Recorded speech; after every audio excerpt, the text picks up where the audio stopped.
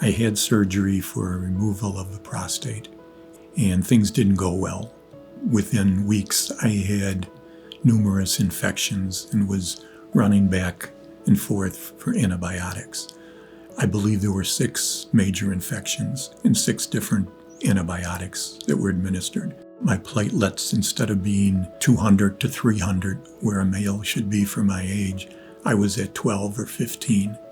So they had to give me transfusions. So there were a couple times I was in the emergency room and spent 3 or 4 days in the hospital. And then one night we were sitting here and I was ready to go up to bed, and I noticed that the inside of my thighs had bulged out and were rock hard and red and extremely painful. And I said to Kathy, I knew the answer. I said, is this normal? And she said, no, it's not normal. Fortunately, I had an appointment the following morning with one of my doctors. And as soon as he looked at me, he said, get to the emergency room. If you can't get there yourself, I'm calling an ambulance. And that's where the 190 days started. The original surgery, there appeared to be a leak, a urine leak that worked its way down into the legs and caused an infection. So they had to put drains in both of the thighs to drain that. And then I did have some emergency surgery while in the hospital for a perforated bowel and also removal of my bladder.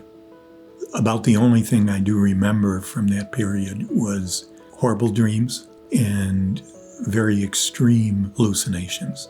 I know I was septic. I had no idea how serious things were. I wouldn't be here. I know that. This is where it gets emotional for me.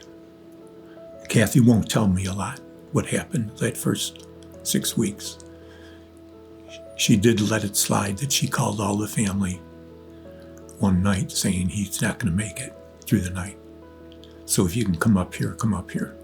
And if you can't, pray. If there was a good side to this whole thing, that would have been it. Obviously, I feel good that I'm healing, slowly but surely. But the people there are amazing.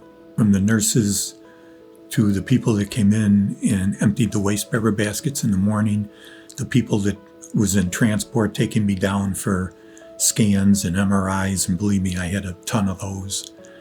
It was just everybody. They were all special. It's not just, here's your medication, here I have to change your dressings. It's the jokes, the smiles, the laughs, the hand-holding, the hugs. That's what gets you through it. We use the term love kind of freely nowadays, but I love those people. They took care of me. They have to do some things that aren't the most desirable with the type of illness that I had, but they were terrific.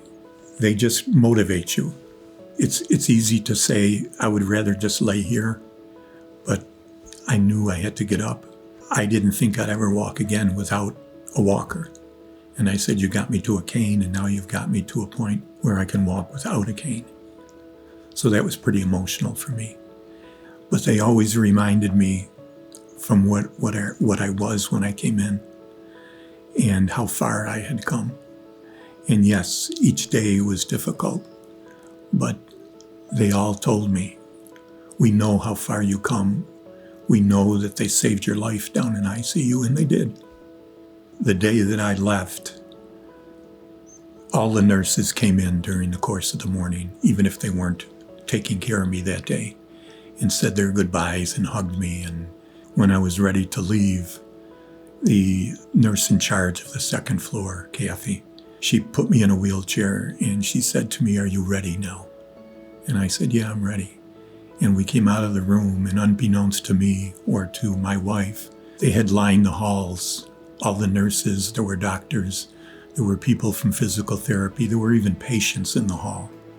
And they all high-fived me and hugged me. And it was just an unforgettable experience.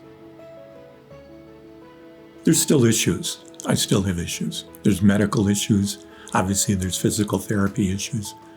But we'll just see where it plays out in the future. I'm grateful. And it wouldn't have happened without their care.